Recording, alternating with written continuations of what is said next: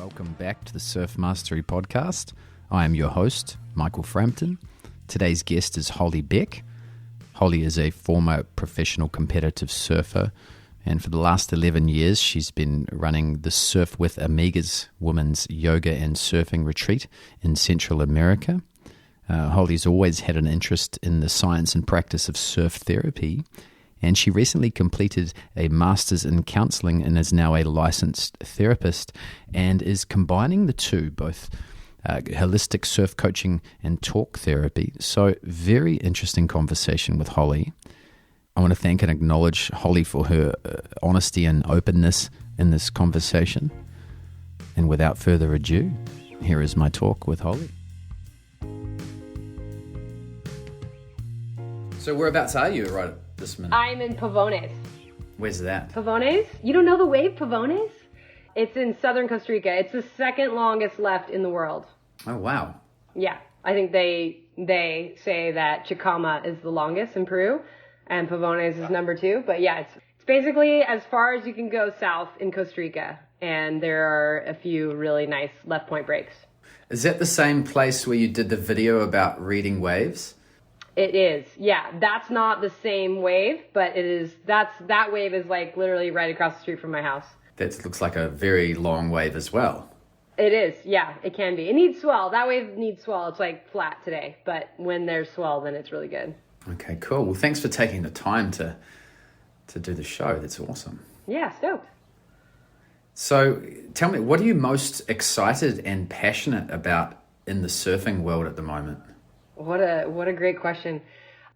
I am most excited and passionate about taking surf coaching beyond just the physical, mechanical parts of riding waves and looking at the things that go on in our minds and in our bodies subconsciously or somewhat consciously, the self-talk that we have to ourselves and the emotions and how that impacts our experience out in the ocean, both our own experience and our interaction with others. And kind of drawing those connections and raising people's awareness of how much of a factor that can be. A factor in terms of your surfing, you mean? Yeah, in terms of your surfing, in terms of the whole way that you approach surfing, from the spot that you choose to surf, the surfboard you choose to ride, your goals in surfing, your interactions with other humans in the water, where you choose to sit in the lineup, and then also like your own surfing. I think that the mental and emotional aspect plays a huge part that people don't really focus on, or at least I haven't seen as much of a focus on outside of maybe like competitors at the elite level. Yeah, their coach is probably going to teach them some like breathing techniques or, calming techniques. But for the average surfer, I don't think that having like an intentional surf practice is something that most people are doing. And I feel like it can just like only enhance your surfing, both from a performance and then also an enjoyment standpoint. Oh yeah, no, I totally agree. Like when I was surf coaching I'm in California, my surf coaching turned more into surf guiding, where I would just go surfing with the surfers, and always if someone hesitated on a wave, as soon as I saw them hesitate to take a wave that I had clearly described, hey, take that wave, I would always ask, well, where else in your life are you hesitating? And that would always open up the question to be a lot deeper than just surfing. Because I've always thought that, surfing is an art, and art reflects life and life reflects art. So that's great that you're digging deeper into that. Is that sort of through the surf therapy world, correct? Yeah, definitely. I think that example that you gave is just like so perfect because, and that's where it's like goes beyond surfing. It's not just like, okay, let's identify the reasons that you didn't paddle for that wave. Was it because you were afraid of hurting yourself? Was it because you were afraid of falling and other people seeing that? So essentially like a fear of failure. Was it because you're worried about like getting in someone's way? So it's almost like that inability to, have self-worth and take up space and feel that you deserve that wave. And I feel like it's interesting to kind of identify those things. And then if you can get to the root of why it was, then you can sort of work on that to have the person be more likely to catch more waves, but then also them learning that tool in the context of surfing can then, in theory, help them in the other parts of their life, in their family, in their job, in their relationships, where probably some of those same themes are at play. Yeah, definitely. I guess if they didn't feel worthy of that wave because perhaps someone else was looking at that wave too, even though it was their turn, maybe they're less likely to pitch a deal in the business world because perhaps someone who's been in business longer, they feel is more worthy of that business deal. Yeah, or even like speaking up, feeling like I think it's a lot to do with like taking up space. And, I've primarily been working with women, and I feel like in general, that is something that I see too of like, especially in like a male space. Surfing obviously is changing so much, and now certain places there may be just as many women or more women, but it still feels like kind of a male dominated space. So like as a female paddling out into a group of men, maybe there's that kind of like, oh, well, I'm the girl out here, and that like fear of kind of like taking up space in that environment that then can play in a relationship, in a family, and at work as well. Yeah, and do you find that clients are willing to open up on both levels, or how long does that take? Like typically you're doing retreats, like is that why they're a week long? Yeah, I mean, I think it depends on the person. In some cases, people are very self-aware, and it doesn't take much to point it out, and they're like, oh my gosh, you're right. Like I can see the parallels, and just asking that question, what other parts of your life are you reacting in this way? And they're all of a sudden they're like drawing these connections. And then other people maybe are a little bit more resistant, or like, oh, I don't do that in other parts of my life. But I think for the most part, people are really open to it. I mean, fixing it is a whole nother step, that takes longer, but I think just drawing the awareness typically doesn't take that much time. Yeah. Now, is this something that you noticed within your own surfing?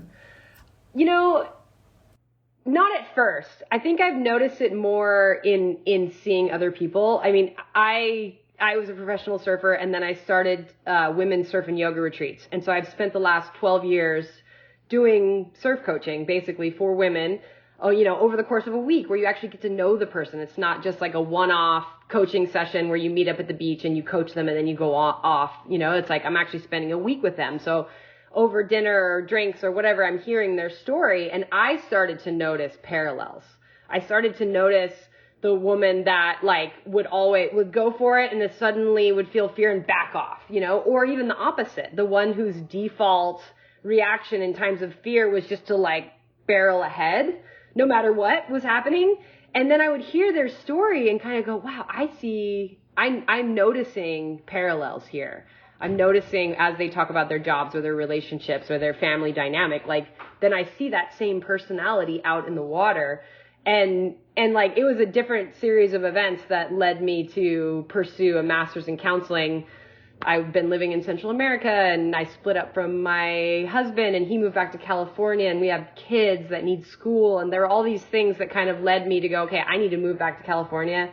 What am I going to do with myself? I'm interested in counseling. I had a psychology undergraduate degree and a lot of like family history trauma stuff that I was interested in kind of exploring more in my own self, and also to try and understand those around me better.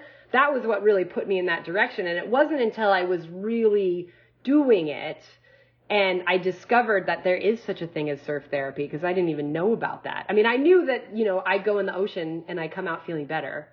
Like that, I think, and most surfers feel that. It doesn't take a master's degree to learn that you go in the ocean and you come out feeling better. But in actually learning the science behind trauma and depression and that surf therapy exists, and it's an evidence-based treatment modality, I was like, yes, this is perfect. And I spent the last year in completing my master's program. I had to get, volunteer hours. So I spent the last year as an intern with the Groundswell Community Project, which is a surf therapy organization. And it's been really interesting. But something that's been really interesting to me actually is that surf therapy has primarily been done for people who don't surf. So autistic kids, veterans, people like that that for them, just going to the ocean is part of the healing. And so most of the surf therapy, like, in doing the master's program, I had to write all these papers. And so, of course, I was like writing papers on surf therapy as much as I could because I was interested in it. And so it made it more fun to write this paper. So I like researched all the, the literature out there of all the studies that have been done on the efficacy of surf therapy.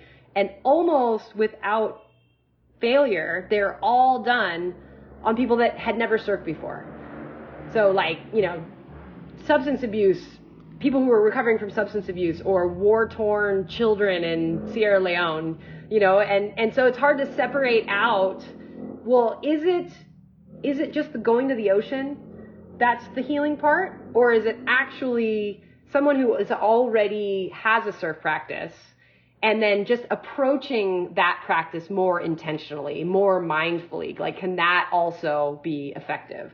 And so over the last year, that's what I've been really focused on exploring, is taking the surf therapy curriculum and kind of growing it up and making it be for people who already surf, that aren't just learning to surf, and applying it to their experience as well. Yeah, well, there's a lot there. When you really get down to why someone started surfing and why they surf, it's not because it's a sport. It's because they need that therapeutic aspect of surfing more than they need the exercise or the pastime. Let me ask, when was your first wave, and what was the main reason that drew you into surfing? I always loved the water. I was a water baby. My parents had a hard time getting me out of the pool, and even though I grew up in a coastal community, we didn't live right at the beach, and my parents weren't beach people. So I didn't really spend much time at the beach growing up, other than with like friends' families. And I remember boogie boarding in the summertime with friends when I was probably pretty young. I was probably in elementary school or, early junior high, when I was old enough to be like allowed to go to the beach with friends' parents.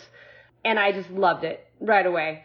But my mom was very old fashioned, very like, girls need to be on the beach looking cute in a bikini, not out competing in the boys. Like, keep in mind, this was in the early 90s. It was before Blue Crush and Roxy and the whole like women's surfing media movement. In those days, her perspective was that girls didn't surf. That was for boys. And I was a super tomboy. So like from my, earliest memories, my mom and I were butting heads because I wanted to play soccer and I wanted to wear shorts and I wanted to climb trees. And as the oldest girl, she really wanted me to be like her little doll that, did ballet and played piano. And, the most athletic thing I was allowed to do was horseback ride, which was great. Thankful for that. But still, so yeah, when I finally discovered surfing, I think I was probably in 7th or 8th grade. And I was like, oh my God, I want to be a surfer. And she was like, no, that's for boys. So it took me until I was 14 to kind of save up babysitting money and find a surfboard at a garage sale. And even then she was like, well, you're not allowed to go. Yeah, okay, you bought the surfboard, but you're not allowed to use it. So I had to keep it at a friend's house and kind of lie about where I was going. But eventually I was, a teenager, and I was old enough to be like, well, I'm doing this. And then, yeah, it was my first wave, like on a surfboard, like standing and riding, was incredibly memorable because it was like the culmination of something that I had been wanting for years and had been told I wasn't allowed to do it because I was a girl. And so, and looking around in the water, like there weren't other girls, so it kind of like, she was telling me it's not for girls. And then I would go to the beach and there weren't any other girls. So it was hard to kind of argue that, but ultimately I was like, well, I don't care because I'm going to be the one. What did that first wave mean to you? Yeah, it was freedom. It was kind of this feeling of like, I can do anything. I asked for this and I was told no, and I fought and worked and whatever. And, I don't necessarily remember all the whitewash waves, but I do remember the first green wave I got. Like the first down the line, like riding along the face of the wave, surfing wave, like that's the one that's memorable. And it really was this feeling of like, yes. Like, I did this. I persisted and I got it, and yes. Freedom from what? Freedom from From all of the expectations, from all of the pressure that I felt at home to be a certain thing. Like in order to have acceptance at home, I needed to get straight A's and I needed to be feminine and girly and, not make too much noise and just fit into this mold that, my parents could be proud of and show me off to their friends. It was very like, they were like, this is how you're going to be in order to be accepted in this family. And it was like, I was always a nerd, so getting good grades wasn't that hard, but like all of the other things were really hard for me to fit into. And so it was like, feeling like there's something wrong with me because I want all of these things that I'm told I shouldn't want and I can't actually have. So all of a sudden I had like gotten this wave and it was like, okay, I don't care. And I did care. Of course I cared. It was still like in there, like, oh, I'm doing something wrong. But it was kind of just like, well, this is worth it. Like, it's worth it. I can be myself and this feeling is worth it. Yeah. So even back then it was very therapeutic. For sure. Yeah, absolutely. And throughout my, high school years, and that was my escape. It was like, as long as I went surfing in the morning, nothing else really mattered. I could come home and deal with the family life that wasn't super comfortable, but it was okay because I had gotten my surfing. As I was lucky that my high school had a surf team and I was able to sign up for it. And then all of a sudden it was a class. So she couldn't say I couldn't go. Maybe I couldn't go on the weekends, but like I was actually for school. I was like, I have to go. It's participation based, my grade. So you can't tell me I can't go because I have to go and it's a grade. And are you finding similar reasons that your clients started surfing as an escape for a sense of freedom? And I think now, the women's surfing has changed so much since those days, but in general, I think I think it goes across the board. I think like people, like women in their 40s, that's like they see the imagery and it's like a bucket list thing and they're kind of like, I'm going to do that. So I don't know if it's necessarily freedom as much as maybe empowerment. Like, I'm going to do this hard thing. Like, surfing is hard. It's hard to learn how to surf. It's not just like, oh, I'm just going to go casually play pickleball.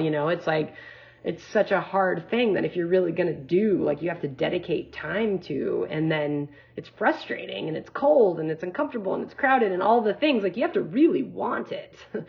And then if you then get success, there's this feeling of like empowerment, like I did this hard thing and that feels good. And I think just being out in nature too, like people do it, people keep doing it because you're outside and your phone is, you're not looking at your phone, you're not getting emails unless you got one of those fancy watches, but yeah, some people are. Yeah, true. Yeah, and it's, surfing it's damn hard. It's so hard. But I think, one of the biggest reasons we keep going back to it is the therapeutic aspect. Now, obviously, a lot of people aren't aware of that. It's just this draw that they feel to, sometimes you just go surfing and you don't even catch any waves and you never regret that. Right. Sometimes it's hard to put the wetsuit on, etc. But I don't think I've ever regretted paddling out and even if I didn't catch waves, because it's that connection with nature and that therapeutic aspect of surfing. Yeah, for sure. It's like the negative ions and the being in nature and the sound. I feel like one of the things that I like most about it as far as like the therapeutic aspect is that you have to be present. You have to be. Like, as you're entering the water, it's like all of your senses are activated, like the feeling of the sand or the rocks or whatever it is under your feet, and the feeling of the water and the sound of the waves and the smell of the sea kelp or, the salt water or whatever. Like, all of your senses are activated. And if you, sometimes the waves are small and mellow and you can kind of drift out there and be lost in your thoughts. But, the most of the times, like, you have to be focused, because as soon as you take your focus away from the present moment, like, the wave knocks you over, the set takes you out from behind. And even when you're riding the wave, it's like people say, oh, you get lost in the moment of flow, because you have to pay attention to what's happening right there in front of you, or else you've blown it. And, a lot of things don't require that kind of presence. And so surfing, it makes it really easy, I feel like, to get into that flow state because of all those elements. Yes. Is that why surfing is considered therapeutic? think there's multiple reasons, but I think that is a big one. It's like the fact that it's activating all of your senses in that way, and it's dynamic, it's moving, like as opposed to other things. Like I think any sport that you're passionate about can be therapeutic. People who love tennis, like they find their therapy by going out there and, hitting the ball around, or people that go to the gym, like the gym becomes their therapy. So it's not like surfing is unique in that sense that it's the only thing that's therapeutic. But I think it goes further than those other things because of the dynamic environment. Even opposed to like snowboarding, like the mountain isn't moving unless it's the avalanche chasing you, but for the most part, the mountain is static. So surfing just has that extra element in that it's constantly moving. It's constantly changing. Every wave is different. You never know what you're going to get. You have to really be fully present. You can't be like, okay, I'm going to go plan my run and I'm going to go hit that jump or that, bank just like I did the last time. It's like every single wave is different and constantly changing. Yeah, there's no war veterans tennis therapy. Yeah, right. That's you're right. Surfing that's one of the most exciting parts about surfing, is it is always different and frustrating, exciting and frustrating. The love and hate, right? I just want that wave over again. I blew it. I wish the waves were like they were yesterday. You should have been here yesterday. Yeah, but that's I think for me at least that's what brings me back. Because like if I'm frustrated, I turn up to the forecast said it's 4 foot. I turn up and it's half a foot. And I actually, if I really think about it, I actually want to learn how to ride half-foot waves because I've seen pros, tear the bag out of tiny little waves. And how do they do that? It's obviously it's possible. I'm more likely to grab my 11-foot glider and just catch them. But it does. Once you're standing up and you're on that tiny little wave, all the frustration disappears and all of a sudden you're immersed in, you feel the glide and. It takes that frustration away. I think that's one of the beauties of surfing. For some people, though, you must have seen people out surfing that get really frustrated, right? That get angry at the waves, that are like, kick out of the wave, like, and are angry. Is surfing therapeutic for that person? I don't know. I think it could be a way to introduce therapy because that's the type of person that maybe might be resistant to actual therapy. But then if you talk to them about surfing, it's like, wow, I noticed that you're showing anger right now. Like, tell me about that. Where is that? What are you angry about? Where is that anger coming from? How does that feel in your body? And then if you can, do you think that that's helpful to you? How is that making you appear to other people? Like whatever it works for that individual to actually look at the anger and then think about where is that coming from? Like their anger, they're probably having anger in other parts of their life, but they don't feel like they're able to express that anger. So then they express it in the ocean. So then it becomes this tool for talking about those emotions. Yeah, and they could even be twice as angry in other parts of their lives, and surfing is actually less angry for them. Yeah, right. We don't know their story, You've had some pretty challenging times recently as well. You mentioned a relationship breakup with the father of your children. That's pretty intense. Yeah, it was the process was intense, but it was the right thing to do. It was like, I think for me, it's actually surfing was involved. Surfing was involved because part of the issue in our relationship was that I need to go surfing. It's a need, like for me, it is my therapy. And like I was saying before, as long as I go surfing, I'm cool. I can deal with a lot of things as long as I get that minute to myself to go surfing. And when we had children, that became a big problem because all of a sudden I didn't have the ability to go surfing because I got babies. First I was pregnant, and then I've got this tiny baby, and in our relationship the taking care of the children really fell on me. And when I needed him to be like, I see that you need to go surfing, let me take the kids and just go take an hour. Like those were the things that I really needed. And instead I was kind of made to feel like I had a problem. It was like, it was put in the phrase of like, you were addicted and this is a problem and you need to figure it out. And there was a long time where I was like, maybe he's right. I do have a problem. I'm a surfing addict. Like, how am I going to deal with this?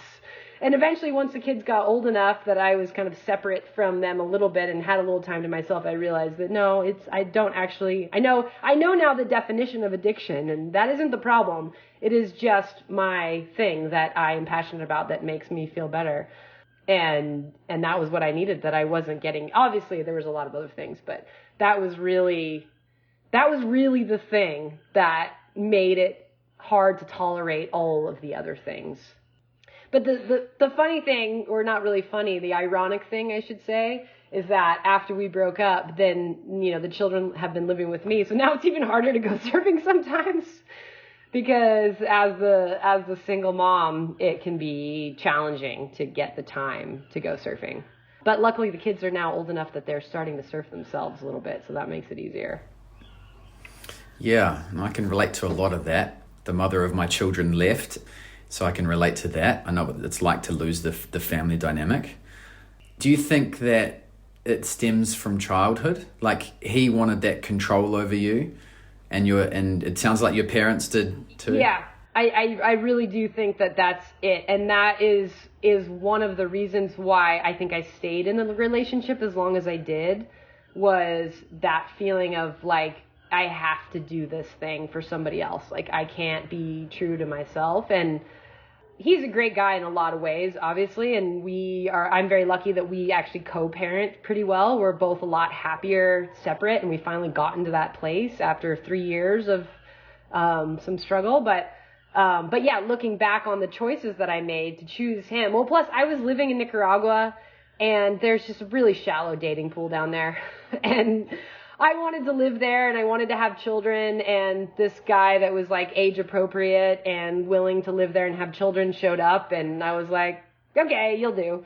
And he actually wasn't a very good surfer, and I had come, like, we met right as I was quitting pro surfing. So like up until that point in my life, like the previous 10 years, one's self-worth was all dependent on how good you surfed. I mean, that's the surf industry, it's just like all about like how hot you are and how shredding, how'd you do in the contest? Did you get in the magazines? Who's your sponsor? Like, self-worth is just like, it's a struggle. And so when I met him and surfing wasn't his whole life, that was almost attractive at first, because I was like, oh, you're different. You surf, you like to surf, but you're not obsessed with surfing. Like, how refreshing.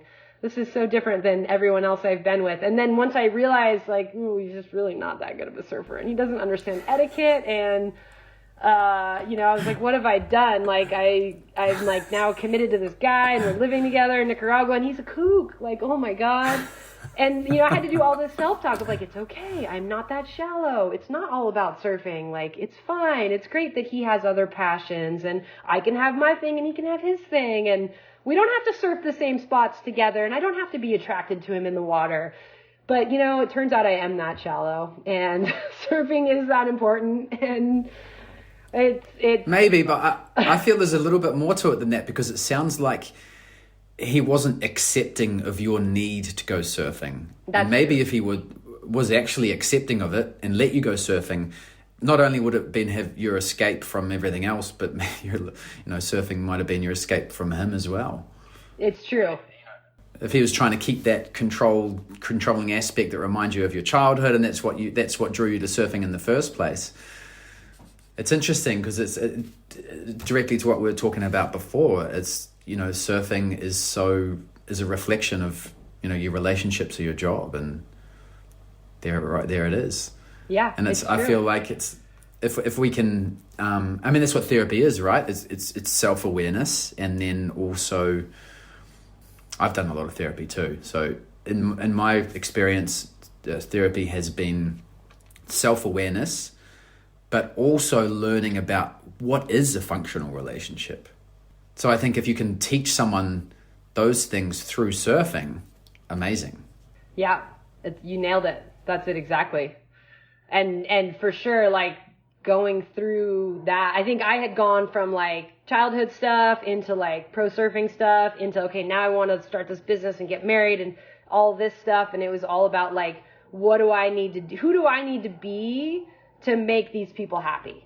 Like as a child, it was like my parents. And then as a pro surfer, it was the surf industry. I have to look a certain way. I have to win the contest, or I better come up with a big good excuse why I didn't win the contest. And I got to be a model, and I have to do all these things. You know? And so, yeah, it's really been an amazing journey the last few years to kind of say, no, I need to pull out of that, which was hard. No one in my family has ever been divorced. Like, it was a big deal for me. I know for some people it's like, yeah, whatever, divorce. 50% of marriages end in divorce these days.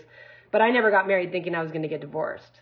So it was like a big deal for me to even like come around to the idea of like, I made these promises and I made this choice and this commitment, and now I'm going to pull out of that. Like, I didn't take it lightly. It took me years to actually get there. But then it's like, oh my God, what a relief. Okay, now I'm going to be single and I'm going to redefine like who I am. And I think that's also the benefit to not only therapy, but also getting older. Like, you know, once you turn 40, there's something about turning 40 where you're like, wait a minute, I don't really even care what these other people think. Like, who do I want to be? How do I want to live? And in going through the counseling process and learning about it, like, oh my God, I learned so much about myself and my patterns and the people around me. And I'm learning every day through clients as well, because like in talking through somebody else, I'm like, oh, I see part of me in that. Like, I recognize that pattern. And it's almost easier sometimes to like address it with somebody else than it is with yourself, I feel like too. So yeah, it's been a great experience. It's a long journey, but chugging along. Well, it reminds me of that saying: if you see something within someone else, it's within you as well. So every time you're coaching someone outside of you, you in some sort of way you are coaching yourself. And of course, you know, if you've been through these types of experience, it's much easier to relate to people. They're more likely to open up if you do. Let's bring it back to surfing though. How was all this relationship experience and counseling, etc., and learning about psychology? How has that affected your personal relationship with the ocean? You know, in a funny way, I feel like it's helped me to not be such a surfing addict.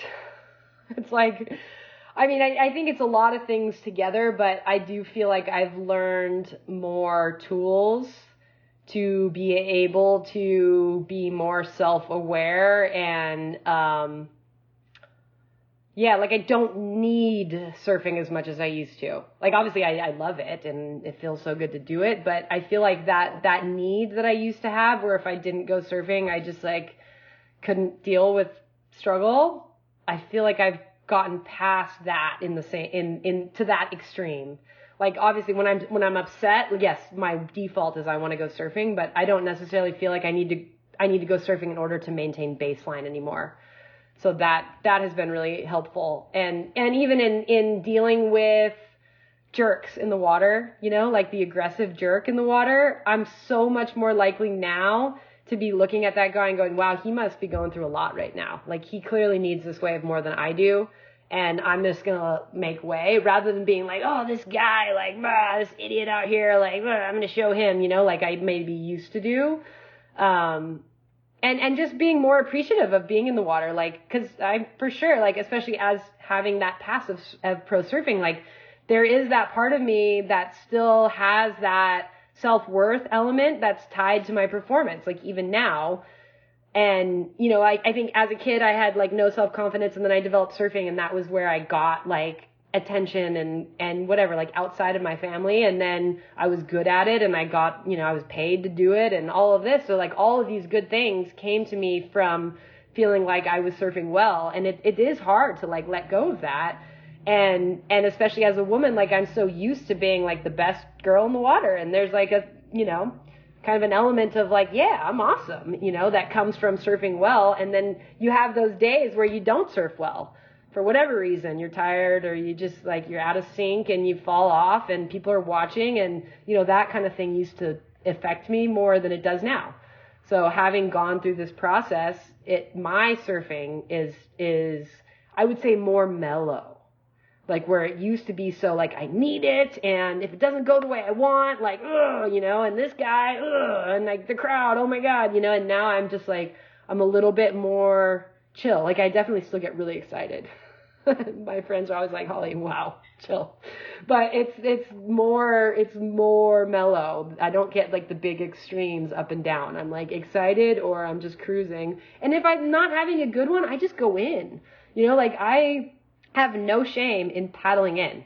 Like if I get to the point where I'm like, I'm not having fun, I'm not going to stress about getting that last wave. Like that's something that my friends always trip out on. Like I was recently in the Mentawais and the boat comes and people are out there like all this anxiety, like, oh, I got to get a wave to get to the boat. Like I can't paddle in. And I'm like, why not? I'm just going to paddle in. I'm done. And it's funny that I feel like that has been as a result of doing this work. So it sounds like you were more in control of surfing, whereas previously maybe surfing had a little control over you. I think that's accurate. I don't even know that I'm in control of surfing. I think I'm just more in control of myself. And like I was saying earlier, like the emotions would come out in surfing in a way that I feel like is not as socially acceptable to have come out in other ways. Like the jerk that we talked about earlier that maybe had a lot of pent up anger at home, but felt like he couldn't yell at his wife or his kids or whatever. But then in the water can yell at the ocean because it's like almost like a safer place to just express those emotions. And in the same way, like I would have all this stuff going on inside that I felt like I had to just like bottle up. But then I would go out in the ocean and just, like it would all come flying out, which, is the therapeutic aspect of surfing, right? Is that you can get those emotions out. But I feel like now I'm just a little bit better at, if I start to get upset or agitated or depressed or whatever those emotions are, I'm better able to like address it and be like, okay, I feel off. What is it that I need? And I'm going to figure out how to give myself that so that it doesn't get to be such a big feeling. And that helps me in my day-to-day life. And it also helps me in my surfing. So the way that you describe I guess, is it fair to say that your relationship to the ocean and surfing has improved? Yes. Do you think as you're going along that journey with the ocean, is it reflected in your personal relationships in a similar way? I do think so, yeah. How does surfing help your personal relationships? Like, how does that happen? For me personally? Sure. Or a client, if you want to use an example. I think in the past, surfing helped my personal relationships because it was an outlet for emotions that I didn't feel able to deal with on land. And so I was able to like soothe myself in the water, which then made me a better, partner or parent or whatever. And I think that now I have learned other tools so that now surfing doesn't have to have all that pressure. Now surfing to me is more just fun. Like obviously it feels good, but it really, it's interesting. And it's almost like I didn't really fully understand that until I'm talking it through because I haven't really talked about it. Like I've noticed that I don't need to surf as much as I used to. And I had kind of phrased it as like, oh, well, I've just gotten more used to not surfing because I just spent 10 months in California where I barely was able to surf at all. And there were a lot of hard times as a result of that. But I got through it. And now that I'm here in Costa Rica and actually the kids are with dad right now and I could have surfed today, but I didn't because I felt like I had other things to do and there's a big swell coming and I'm just going to save it. But in the past, like I would have had to surf today. And so it's almost like my relationship with the ocean has changed in the fact that it is not as crucial. I still love it. I still enjoy it. It still gives me all the benefits, but I don't need it like I used to. And when you do go surfing, do you find you surf better because of that? No. Maybe, I don't know. Maybe I probably don't surf as well because I'm not going as frequently. You know how it is when you go every day and you're like in tune with the ocean and your body and the boards and in shape, like. Well, maybe a better question is, do you enjoy the surfing experience more? I think so, yeah. There's not as much, like I said, it more feels like a bonus. It doesn't feel like something I have to have, and if it doesn't go well, I'm mad. Now it's like, I'm just happy to be out there. Do you feel the same way about personal relationships now as well? Maybe so, actually. Maybe so. Like for a long time in my life, I felt like I had to have a partner. Like I had, like that defined me. Like I needed that like validation from the other human, like the text messages and like somebody has chosen me, and like that validation was important to me. And having gone through a long time being single and getting used to that and like choosing that, then I sort of lost that need, that constant need for validation. So now the relationship that I'm in now, I don't feel the need for that validation as much. And it's a bonus. It's more a bonus, yeah, and it's enjoyable. And yeah, he's in San Diego and I'm in Costa Rica, and I miss him and I'm excited for him to come. But like, it's not the same like need that I used to have. Like where in the past, like I would have a hard time staying in a committed relationship if he was far away because I need that. So I would be like looking for that validation here. Is it the most functional relationship you've ever been in? Well, it's early days now, so we'll see. But I think so. I think I've also chosen differently, in the past. And maybe it's kind of all related, because in the past it was like relationships were like a means to an end. Like I need validation, and then, I need to get married and have kids because I want to have kids. So I got to find someone that's going to achieve that for me. And now it's like, I don't need anything. I'm financially stable. I've already had children. I've already been married. I don't have that like, I need to get married, or I need someone to support me or whatever. I've lived by myself. And so now it really is more about just like, I want a companion to enjoy life with, but it's okay if we're not together for 2 months. Yeah, see, surfing reflects life and life reflects your surfing. Right. Definitely. You're good. So you just did a retreat recently. You had some clients come down to where you are now, I'm assuming? That's right. And how did that go? Oh, it was amazing. I mean, I've been running women's surf and yoga retreats for 12 years. I feel very comfortable in that space, and I feel like it's always transformative for people just to spend a week where they get to focus on themselves and, leave jobs and families at home. And I think the interesting thing about women's surf retreats too is that like our team, we've created this culture of like support and empowerment. So we're just like all day, like, you're awesome. Like, that was amazing. Like, epic wipeout, like everything is all real positive. And I feel like people getting the chance to spend a week with, all these rad women telling them that they're awesome. Like, when does that happen in life? Like, so that part is good too. But this retreat was different because we were approaching it holistically. So we were doing these workshops where we were tying in a surf element with a mental health element. Like, for example, we did a lecture on like how to read a surf forecast. So we talked about, the actual surfing forecast and where do those numbers come from. And there's buoys out there, and the wind blows on the surface of the ocean and creates swell, and the buoy measures them and they spit it out into a computer program and blah, blah, blah, right? And this is how you do it. Because a lot of women that come on these retreats, like, they don't know what the period means, like they just look at the surf line, like summary of it's going to be 2 to 3 and it's green, but they don't necessarily understand the difference between a 2 foot at 13 seconds and a 2 foot at 17 seconds swell. So the point is to like teach them that.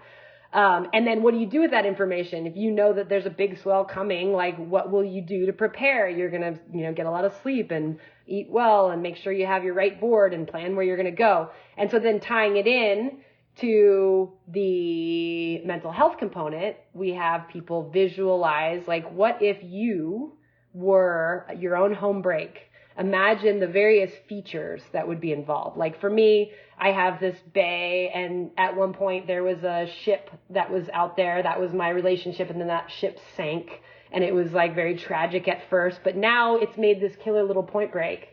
And so now I actually experience a lot of joy from having had that experience, right? So we ask everybody to kind of consider like their own emotional home break and what are the features, and then forecasting the storm that comes. Like, there's a storm out to sea, stress, job stuff, political drama, whatever, the news. And here comes this wave of emotion, and being aware of our own individual features and how that's going to impact us. And so maybe there's like childhood trauma, shallow reef in my cove, but not in my friend's cove. So that swell that comes in is going to make a big emotional reaction on my coast, but not hers. So it's kind of that, like you said, therapy is self-awareness. And so it's being aware of what are the features in my life that are like triggers that can cause me to have this big wave of emotion. And then knowing that that might be coming, what am I going to do to prepare in order to be able to ride that wave of emotion and maybe even find joy in it, or at least not get like taken out. So we have like various little workshops like that. And then there's awesome discussions that come as a result. So I think people left the week with, aside from just like, you know, improving their surfing and getting to spend a week in Costa Rica riding horses and going on jungle hikes and, you know, being told they're awesome, to also leaving with this like enhanced level of self-awareness. But it's all in the context of surfing. So I feel like it feels, you know, therapy can be kind of heavy. And even though here we are talking about it, there's still that stigma associated with it. Like, it's not something that you necessarily like blast to everybody. Oh yeah, last night I was talking to my therapist. You know, like most people kind of keep it a little bit more down low, or people think, like I encountered a lot of people are like, oh, I don't need therapy. Yeah, I just have the normal anxiety, depression stuff, but like I don't need therapy. But it's like, well, everyone can benefit from self-awareness. So it's kind of a way of sort of sneaking in that like therapy aspect, but in the context of surfing, which makes it feel more fun and accessible. Yeah, I like that. It's a great analogy of the swell coming and the bay and the preparation, and you're right about the stigma around therapy. I think the term is, because of the stigma around the term, it's the wrong term to use, because it's more about it is about self-awareness, but also psychological education. Yeah. And that's, if you want to be a better surfer, you have to be self-aware. Where are you at? What type of surfer are you today? And what do I need to learn to become better? Surfing awareness, ocean awareness, equipment awareness, et cetera, et cetera. So yeah, it's a great analogy.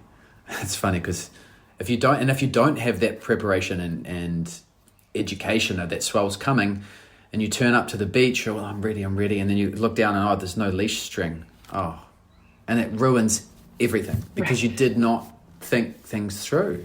Now, there's probably a way around it. You borrow someone's, but at the moment it might stress you out, and that might affect, when you do finally paddle out, that one mishap of the half an hour delay in trying to find a string for your leash, it's ruined everything. And you learn from those experiences. So next time the big swell comes, you listen to Holly and you do your preparation properly.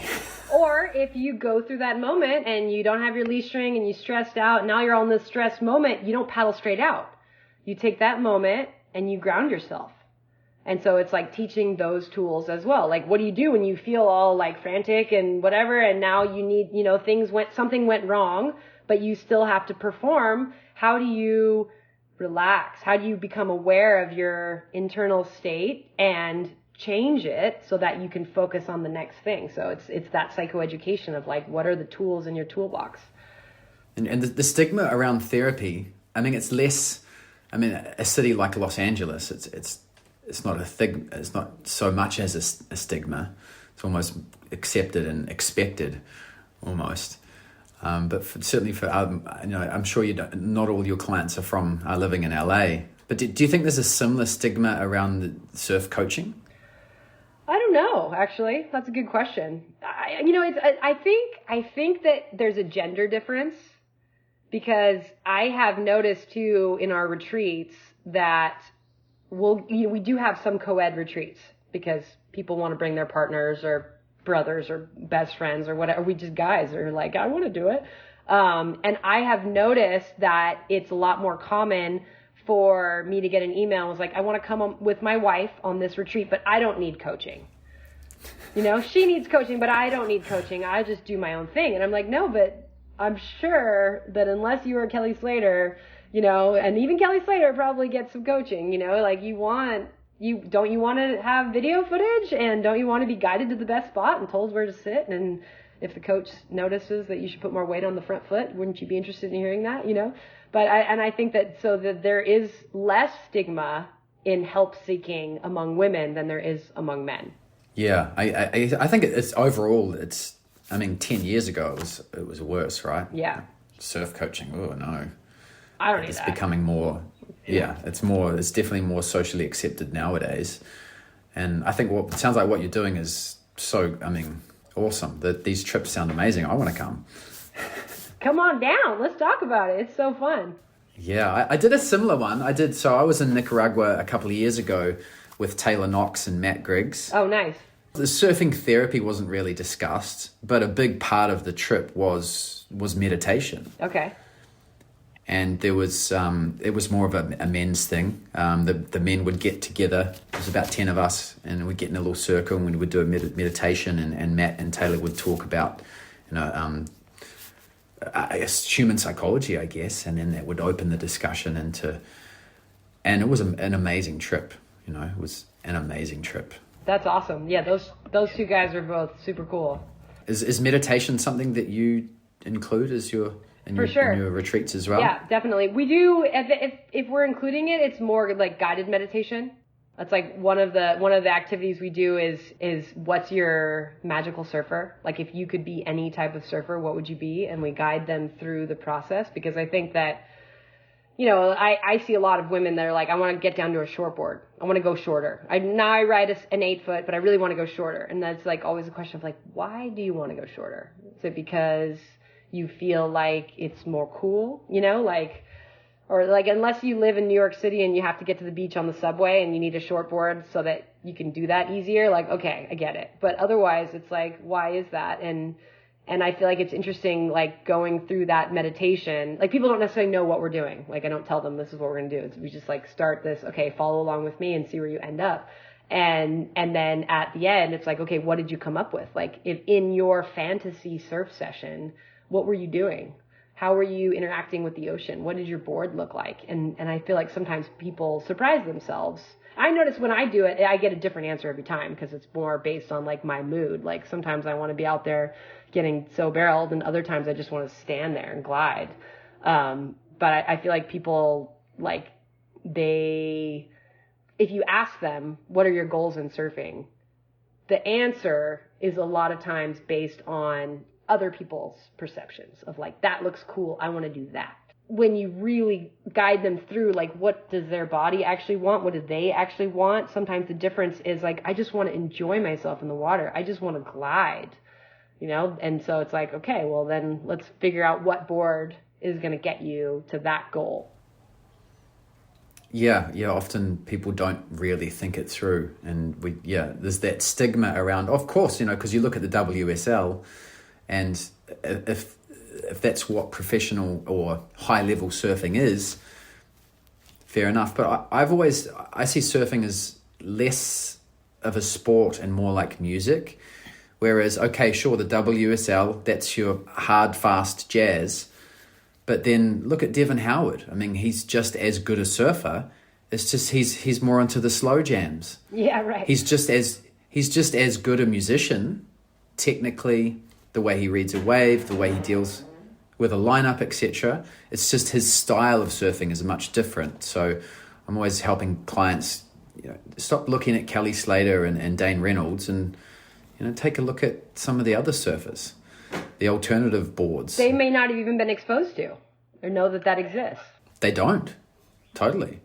And sometimes I find also a lot of surfers, a lot of my clients in the past, they don't even watch surfing at all. They just go surfing. So they actually don't have an idea of what to look, a surfing mentor or whatever. So sometimes just making them realize that you're right. It's not just Kelly Slater. There's lots of other different types of surfers out there surfing all sorts of surfboards. And nowadays that footage is so accessible. Yeah, right. There's fewer excuses for not being exposed to it now. You just have to go and look. But I think we need mentors in all aspects of our lives, really. Like even if you've got a therapist, their knowledge of human psychology is something to look up to, or at least it should be. If that's the and if it's not, then maybe choose a different therapist. But well, I think also just focusing on the individual is something that, because it's like, okay, if you just all look at Kelly Slater, then it doesn't matter who you are, you want to be Kelly Slater. But it's like looking at the individual, like where do you surf? How much time do you have to surf? What do you want? What are your goals and dreams? What are the feelings that you want to have in the water? And what board is going to make the spot that you surf and how frequently you surf get closest to that feeling. You want this feeling, you want to be challenged. Okay, fine. Perfect. If you're, I spoke to a client today that's coming on a retreat soon, and she was telling me how she lives in Chicago. She doesn't surf very often, but her goals are to feel challenged. Like she wants to struggle because that's where she gets joy. But she went on a retreat and they put her on a 9-foot board. They're like, well, you live in Chicago and you've only surfed once. You're going to be on a 9-foot board. And she's like, but I didn't feel, I've got long waves, but I didn't feel challenged. So it's like finding, like rather than me say, you live in Chicago, this is your height and weight, you've surfed 4 times in your life, this is the board for you. It's like, no, well, what are your goals? What feeling are you looking to have? And then let's find the board that's going to give you that feeling or, help you get to that feeling versus just like, this is the numbers and this is what you get. Let's ask you a shallow question. What are some of the most common mistakes that you see the average surfer make? I do a lot of coaching, and I would say that to almost every single person, well, I'm not coaching WSL surfers. I'm coaching like the average surfer. The most common thing I say to people is first, like figuring out the pop-up, because people have really crazy pop-up habits that they developed early on, and just evaluating the pop-up. And it's like, is it a physical limitation that's causing you to do that? And if so, then let's just have compassion for ourselves and understanding and embrace that. But most of the time it's a habit. So working on the pop-up technique is the first thing. The second thing is more weight on the front foot. Like so many people have a tendency to be on their back foot, even like intermediate surfers that are like trying to learn how to get barreled, and they pull into the tube and they're also back, so really like embracing the assertiveness of the front foot, and then look at the wave, like the actual wave, right? It's amazing to me how many novice, advanced beginner, even early intermediate surfers, even my boyfriend, as he's paddling for the wave, he looks straight at the beach. I'm like, why are you looking at the wave? He's an excellent surfer. He's been surfing his whole life. He surfs really well. But he's not looking at the wave on the takeoff. It trips me out. And I just feel like why would you not look at the wave? Like that's you should be looking at the wave the entire time. Like that's where you're getting your information on what's coming next. Yeah, those are good tips. I think it's often a mishap in one's perspective of surfing, because we all often surfers think that surfing starts when we stand up, but it actually starts when you start paddling. You've got to start reading the wave as you're paddling, and the pop-up is the first and arguably the most important maneuver. For sure. And you should be looking at the wave while you're doing it. Yeah. I mean, you get the pop-up right. It's like singing a song. You've got to hit that first note. That's right. Your feet land in the right place. You entered the wave correctly. The timing of your pop-up, etc. Yeah, and even for like advanced surfers, I would say like surfing like more critical wave, like you better be looking at that curve from the very start, from the whole time, and in order to set that rail and be charging down the line. And yeah, like I said, I was recently in the Mentawais, and I was like watching these other surfers. They're good surfers. They're not beginners. We were surfing macaronis and it was good. And I was just like, I have a hard time turning off the surf coach mind. And I was just like watching these people take off. And I was just like, wow, they're not looking at the wave. No wonder they're having a hard time pulling into the barrel. They're not looking at it. Yeah, no, there's so much in surfing. And that's the coolest thing about surfing is there's no limit, no matter who you are. I mean, Kelly Slater still wants to get better, and he can get better. There's still waves that are going to challenge him. He can go, and he's seeking those waves in those situations. It's the surfing journey, and there's a different board he could learn to ride. So surfing there's so much to surfing. It's not one thing. It's so dynamic. It's so broad. It's so much more than a sport. Yeah, and that's what makes it so fun. You're a parent as well? I'm a parent. Your kids surf? They do. Yeah. They are about to turn 6 and 8. Older girl, younger boy. And I surfed when I was pregnant. My son caught his first wave when he was 4 months old, just like sitting in my lap on a longboard that my friend pushed us into a wave. And I surfed with them on my shoulders when they were big enough that they could hang on. I would like practice on land. I would put them piggyback on my shoulders, but then I wouldn't hold on to them, and I would like swing around and make them hold on. I was like, watch the monkeys, the mama monkey with the baby on the back jumps from tree to tree. I'm like, we can do this. And then, yeah, as they got a little bit bigger, then I would start with them on my shoulder and like swing them around to the front of the board with me so that they would like standing on the board as well. And then as they got bigger, then they would lay on the board and I would pop up and then help them to their feet. And then last year they both got really into boogie boarding, so riding their own waves. And then now they're both stand-up surfing. And they're little, but my son, he's so skinny and little. He's so light. He doesn't really have like the strength or the weight to like paddle himself out past the waves, but he can paddle out and turn around the whitewash and stand up and ride into the beach. And my daughter, she's not like, she only wants to do it on her terms, so she doesn't want to go every day. But then there'll be days that she'll surprise me and be like, I want to go surfing. I'm like, okay, let's go. I try to really hard not to like push it, which has been a challenge for me at times, but because I'm like, oh, it's so good for you. It's perfect out there. Look, there's that other little girl out there. Like, let's go. Come on, it'll be so fun. And she resists. And it actually, on Mother's Day this year, the kids were asking me, like, what do you want for Mother's Day? What should we do for Mother's Day? And I was like, I want to go surfing with you guys. That's what I want for Mother's Day. And we went on a camp out. There was like a bunch of other moms and kids, and the waves were maybe not ideal for it, but they were good, decent waves for it. And my daughter just really didn't want to go. And finally she said to me, I really want to make you happy, but I don't want to surf. And I just like felt this like, oh man, okay, all right, you don't have to surf. Like I love you. You make me happy. Like it's fine. And after that, I felt like I saw this shift that all of a sudden when she felt like she didn't have to, then she was like, okay, I want to.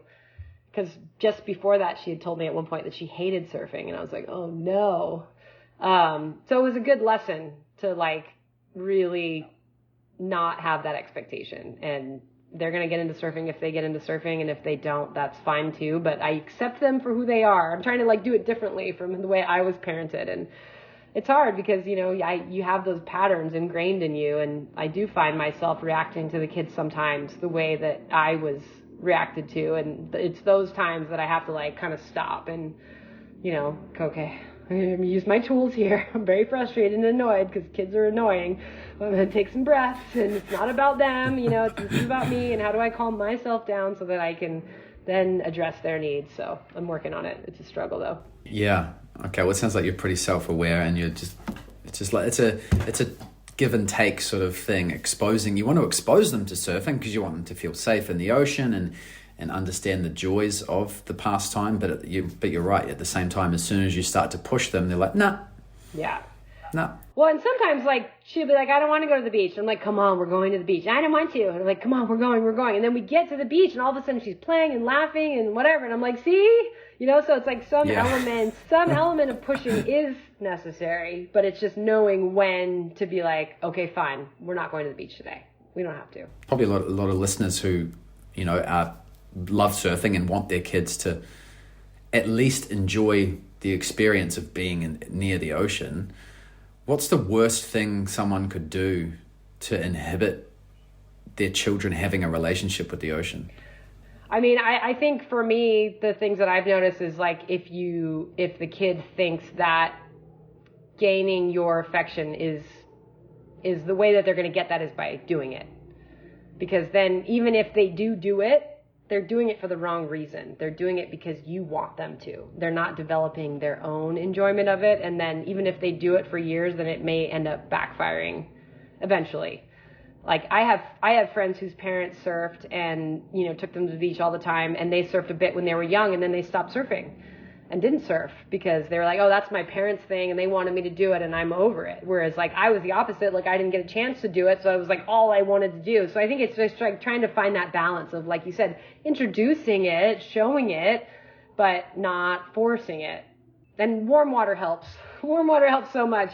My kids did not want to surf in California. My son would a little bit, but not really, because he would just get cold, and the wetsuit's such a pain to like wrestle the little wiggly body into, you know. But now that we're here in warm water, it's so much easier. Have you read any decent parenting books? You know, when the kids were babies, I read a bunch of books. I read everything that came across my path. I don't know that there was any that were super helpful that I would like recommend. I think the most important thing is self-awareness. If you're aware of your own triggers and your own emotions and the way that your emotions are affecting your behavior, that I feel like that's the most important thing. Like whether it's about surfing or parenting or whatever, it's like I've noticed that the moments that I make mistakes and do something that then I regretful later, it's always when like I lost my calm. And so as long as I could stay calm and like rational, then I'm good with as far as parenting goes. You know, the kid's having a tantrum, and if I can stay calm, then I can be aware of this is just a little human with undeveloped, you know, cognitive processing, and they're having a big emotion that they don't know how to control. So I have to be the one that can control my emotions. But if I get lost in like, oh, we got to go now, you know, get your shoes on, we're out of here. You know, it's like that was me losing my cool. So it's not about the kid. It's about me. Totally. Yeah. Because the kids pick up on even the most subtle whatever's within you, and then they just don't want to be around you. So then it's like, oh, so you're right. That's the best parenting advice. That's the best summary of all the parenting books I've read as well. How old are your kids? I've got 3 boys, 6, 7, and 10. Okay. So yeah, right in the same range. And do they surf? Yeah, they do. Yep. Nice. Yep, they do. I never pushed them though. I just exposed them to it, and always just wanted them to enjoy the experience of being at the beach, really. And, you know, sometimes they don't, and sometimes they want to go. And my younger 2, they're bodyboarding mostly, and I just let them do that. They just come have some fun. And yeah, my eldest one, a 10-year-old, he loves surfing, but not in winter. They don't even bother in winter. Right. But in the summertime, we were living.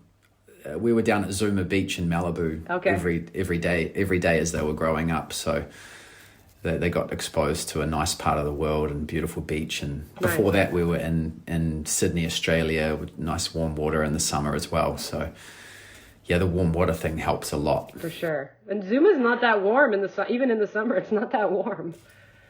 Yeah, you still need a wetsuit, but the atmosphere is nice and warm, and it's a beautiful spot. So yeah. And they've spent quite a bit of time in New Zealand, which is a lot colder than Zuma and Sydney. Mm-hmm. So it's warm for them. It's certainly not tropical Costa Rica, but warm enough. Definitely warm for them. How often are you running these retreats? Well, the normal Surf with Amigas retreats are going year round and pretty much almost every week. And we have a bunch of different locations all over the world. We do Nicaragua, Mexico, Panama, Costa Rica, Morocco, Indonesia. That's probably one I'm forgetting, but yeah, I have team everywhere, kind of just running them in season. Costa Rica is definitely like our number one, and we have multiple locations in Costa Rica. But the holistic surf coaching, we just did the first one a couple weeks ago, and we're doing the second one starting on Saturday.